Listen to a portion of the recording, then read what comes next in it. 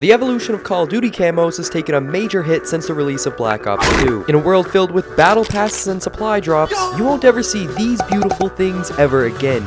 Because these guys, they want your money. 27 camos to choose from, and for $1.99 it was yours to keep. And you could place those on any gun that you wanted. And if you're wondering, did this guy really just buy every single one of them in 2023 just to rank them for a YouTube video? Well, yes. Yes, I did. I probably won't get much use out of them because the servers are nothing but a ghost town, and I'm mentally preparing for all the comments under this video telling me to die because my opinions suck. Anyways, I'm Stronghold Below, and the reason you're all here, the Call of Duty Black Ops 2 Camouflage tier list. As you can see, we have this lovely tier list divided into S, A, B, C, and the bin. S being the most superior, and the trash bin being...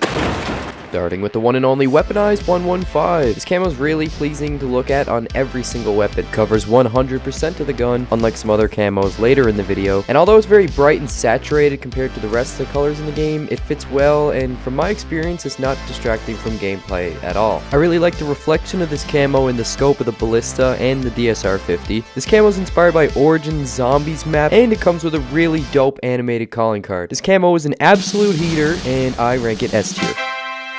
Good to know I'm going to be excluding the default camos from this list because they're all so similar and most of them suck balls. But honorable mentions to Cherry Blossom, Carbon Fiber, Gold, and Diamond. These were made 10 years ago and probably the nicest gold and diamond camos ever made in a Call of Duty game. Next one. Cyborg. Another design that was really ahead of its time. This camo is pleasing to the eye, and it's not much more than a pattern of orange lines, but the simplicity makes this camo very sleek and satisfying for the guns. This is one of the OGs from the first release of DLC camos and an absolute legend of a design. Get in there. It's really sad to see the direction that downloadable content is headed in. Call of Duty is nothing but a money grab these days, making you buy numerous supply drops just to receive garbage and duplicates of items you already own. Back in the day, these were the ultimate purchase because 1, they were so cheap, and 2, you had the ability to put it on all of the weapons. Black Ops 2 era felt as if they cared about the designs they were releasing. Ghost. This one was not available for $1.99 in the store. This is the one camo I never had the opportunity to own because I didn't pre-order the game Call of Duty Ghosts. It was redeemed as a code, and through that you were gifted the camouflage and this calling card. And the game Call of Duty Ghosts, I guess. Got a black background and white ghosts with monochromatic squares, and one really cool detail about this camo is that in darker lighting, the color will switch to a glowing blue. This camo was rare and a privilege to have access to, and aside from that, it's super clean for the collection. This is gonna wind up on S tier. Oh, I just realized there's gonna be so many high-ranking camos on this list. Am I even gonna have room for all these? No.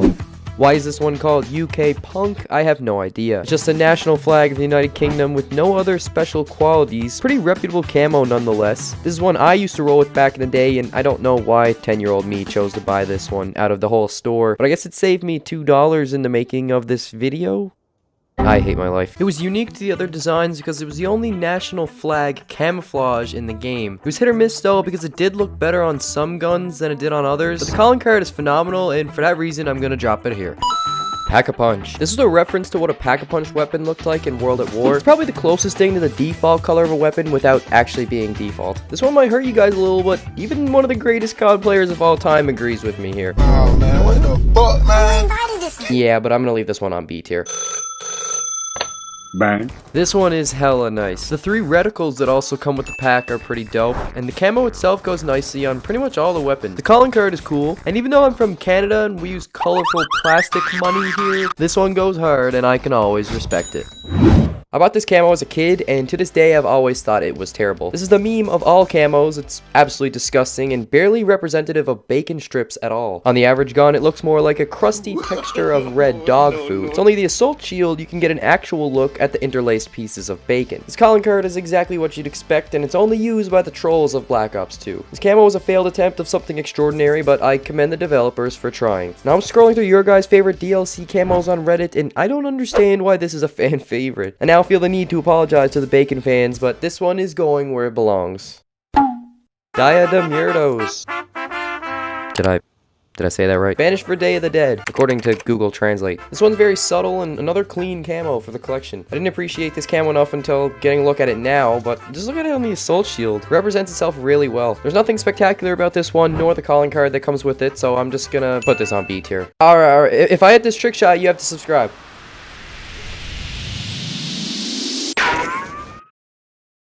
You should still subscribe anyway. Graffiti. This is subjectively a very nice camo in Black Ops 2 and concept lands well. You don't have to take a second glance at your weapon to realize you're looking at graffiti. The spray paint texture is clearly visible, and I like how this camo varies depending on what gun you apply it to. Calling card of this camo is okay, it's nothing to go crazy for. It'd be disrespectful to place this any lower than A tier.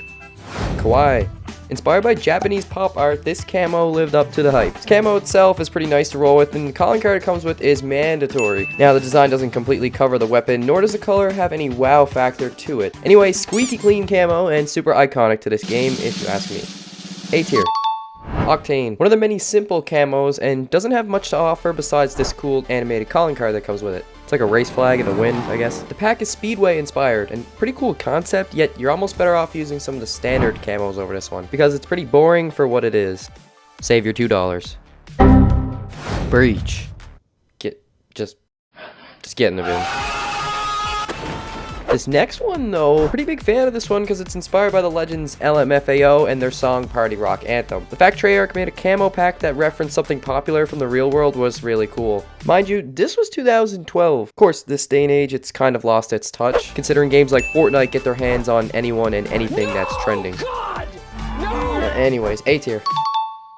Zombies. This one looked way cooler in the preview for the package, but super underwhelming when you place it on the gun. On the design, you can see different zombies from Transit and Die Rise, as well as the Jumping Jack and the notorious Monkey Bomb. The calling card is a literal cut and paste of the camo itself, and the package is really not impressive at all. I am a Zombies fan, so I can respect the concept, but this one completely misses the target. C tier.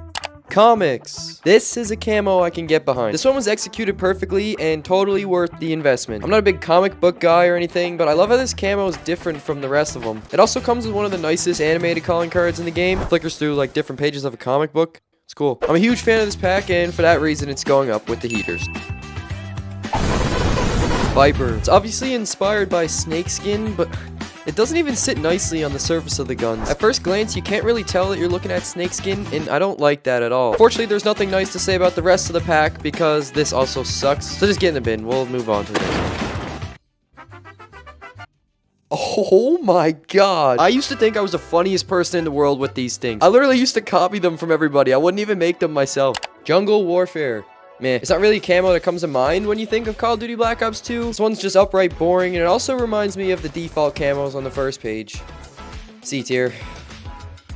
Elite member. This one was unlocked if you were an elite member back in 2013. This is their way of getting people to sign up for the external Call of Duty Elite thing. You're gifted the camo pack upon signing up, but it now comes installed on everybody's account because Call of Duty Elite's shut down. This camo sucks, but it's free, so I'll spare it another day. Apart from the fact it looks like a bunch of leaves, it's really not all that bad. The calling card has a decent design to it, and there's a cool skull when you place it on the outside of the shield.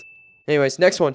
Afterlife. This camo is the greatest of all camos in Black Ops 2. Such a fan favorite, it's returned in Black Ops 4, but that game is literal trash to me. It's the blue version of a pack-a-punch weapon from Mob of the Dead. It's reactive and glows blue and covers 100% of the weapon. It also has a really nice texture to it. This one dominates all. GOAT tier.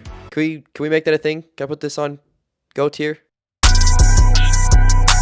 It's safe to say if you use this camo yourself, you were probably a major sweat at this game. Anyways, phenomenal camo. I have nothing else to say. This is 11 out of 10.